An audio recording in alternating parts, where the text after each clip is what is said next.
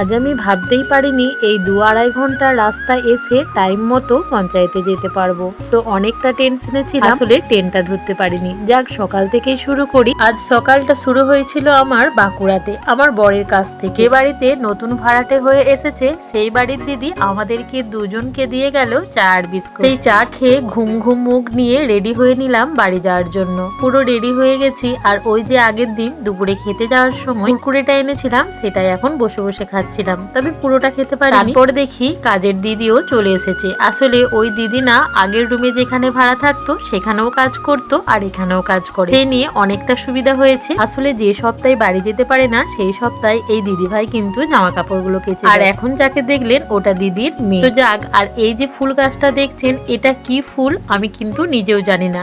আসলে যাদের বাড়িতে আছে সেই দাদাকেও জিজ্ঞাসা করলাম, উনি বললেন ওনার বাবা লাগিয়েছিলেন। উনিও কিন্তু বলতে পারলেন না এটা কি ফুল। তবে ফুলের নামটা জানা কিন্তু অজানাই রয়ে গেল। তবে আপনাদের মধ্যে কেউ যদি জেনে থাকেন অবশ্যই কিন্তু কমেন্টে জানাতে ভুলবেন না। এখন কিন্তু আমি রেডি পুরো বেরিয়ে যাওয়ার জন্য। এদিকে ব্যাগটাও নিয়ে নিলাম। আর এই ব্যাগের মধ্যে না অনেক কিছু জিনিস আছে। ওই যে রুম ঝাড়া পোঁছা করেছি তখন যেগুলো বাড়তি জিনিস যেগুলো এখানে প্রয়োজন নেই সেগুলো কিন্তু সমস্তটাই নিয়ে নিয়েছি বাড়ি নিয়ে যাওয়ার জন্য। তো এখন কিন্তু যাচ্ছি রাস্তার দিকে, মানে স্টেশনে। তবে এর মাঝে আবারও একটু দাঁড়াতে হয়েছিল, কারণ বরের আবারও একটু চা খেতে ইচ্ছে হয়েছিল। তো যাক, তারপর ফাইনালি চলে আসলাম বাঁকুড়া স্টেশনে।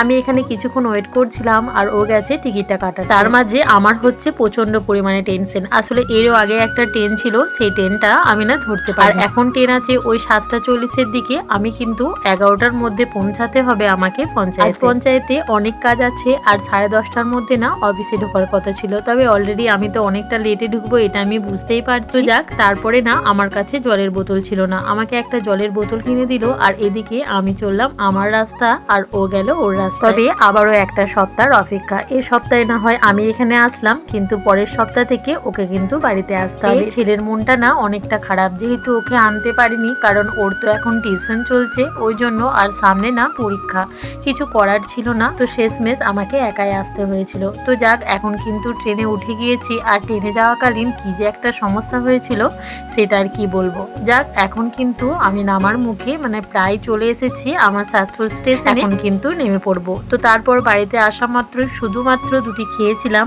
আসলে ছেলের জন্য তো মাকে ভাত করতে হয়েছিল, ছেলে ভাত খেয়ে স্কুলে যাবে বলে। তো সেই ভাতই আমি আলু ভাতে ভাত খেয়ে চলে গেছিলাম অফিসে। এত পরিমাণে ভিড় কি বলবো, এত টেনশন হচ্ছিল টাইমে ঢুকতে পারবো কিনা। তবে ওই 11:10-15 দিকে আমি কিন্তু অফিসে চলে এসেছিলাম, মানে বাড়িতে ঢুকেছি, শুধুমাত্র ড্রেসটা চেঞ্জ করে খেয়ে কিন্তু চলে এসেছি। তবে বাড়ি থেকে পঞ্চায়েতটা তো আমাদের একদমই কাছে, তাই জন্যই কিন্তু সম্ভব হয়েছিল। আর এদিকে দেখুন দেয়া হচ্ছে কৃষক বন্ধুর ফর্ম, আর এই জন্যই না এত ভিড়টা হয়েছিল। তো যাক, এদিকে তারপরে নেমেছে মুষলধারে বৃষ্টি।